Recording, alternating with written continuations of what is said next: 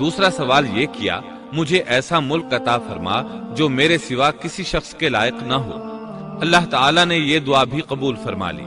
تیسرا سوال یہ کیا کہ جو شخص بھی گھر سے نکلے اور وہ مسجد اقصی میں نماز پڑھنے کا ارادہ رکھتا ہو تو وہ اپنے گناہوں سے اس طرح نکل جائے جس طرح کے پیدائش کے دن تھا۔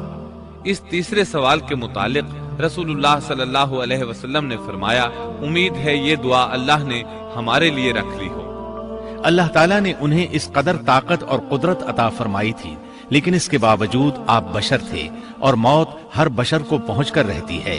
انسان جس قدر بھی قدرت حاصل کر لے، جتنا بھی غلبہ پالے، جتنی بھی عظمت حاصل کر لے، لیکن موت سے نہیں بچ سکتا۔ اللہ تعالیٰ نے تو نبی کریم صلی اللہ علیہ وسلم کے متعلق فرمایا ہے، سورۃ الزمر آیت 30 میں ہے، انک میت وانہم میتون، بے شک خود آپ کو بھی موت کا مزہ چکھنا ہے اور یہ سب بھی مرنے والے ہیں۔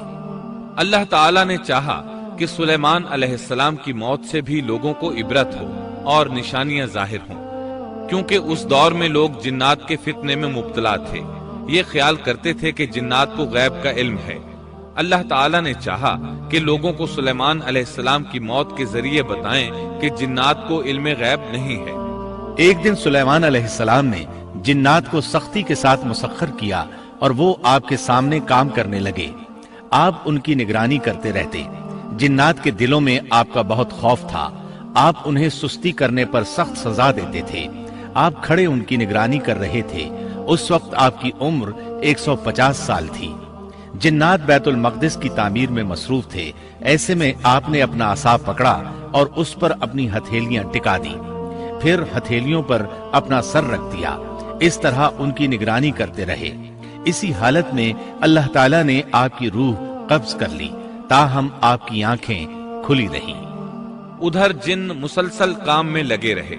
وہ یہی خیال کرتے رہے کہ سلیمان علیہ السلام زندہ ہیں اور انہیں دیکھ رہے ہیں۔ آپ کا خلیفہ آیا تو وہ جان گیا آپ انتقال کر گئے ہیں، لیکن اس نے بھی جنات پر یہ بات ظاہر نہ کی۔ اس طرح 2 سال گزر گئے۔ جن اس قدر سخت نگرانی پر حیران تھے۔ وہ دیکھ رہے تھے کہ 2 سال سے سلیمان علیہ السلام نے حرکت تک نہیں کی، پلک تک نہیں جھپکی۔ ادھر اللہ تعالیٰ نے دیمک کو سلیمان علیہ السلام کے عصا پر مسلط کر دیا۔ وہ اندر اندر لاٹھی کو کھوکھلا کرتی رہی۔ آخر لاٹھی ٹوٹ گئی۔ سلیمان علیہ السلام زمین پر گر گئے۔ اس وقت جنات کو پتا چلا کہ انہیں فوت ہوئے تو عرصہ دراز ہو چکا ہے۔ تب انسانوں کو بھی معلوم ہو گیا کہ جنات کو غیب کا علم نہیں ہے۔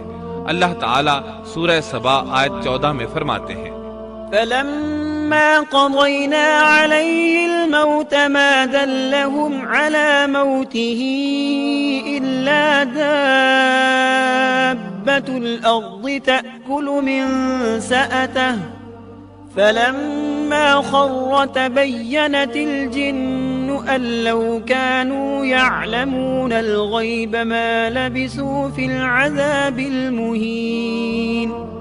پھر جب ہم نے ان پر موت کا حکم بھیج دیا تو ان کی خبر جنات کو کسی نے نہ دی سوائے گھن کے کیڑے کے جو ان کے عصا کو کھا رہا تھا۔ پس جب سلیمان گر پڑے تو اس وقت جنات نے جان لیا کہ اگر وہ غیب دان ہوتے تو اس ذلت کے عذاب میں مبتلا نہ رہتے۔ اس طرح اللہ تعالیٰ نے لوگوں کو مطلع کر دیا کہ جنات بھی مخلوق ہیں، غیب دان نہیں۔ اللہ تعالیٰ ہی ان پر قادر ہے۔ اور اسی کے ساتھ سلیمان علیہ السلام کا قصہ اپنے اختتام کو پہنچا۔ دوسرا سوال یہ کیا مجھے ایسا ملک عطا فرما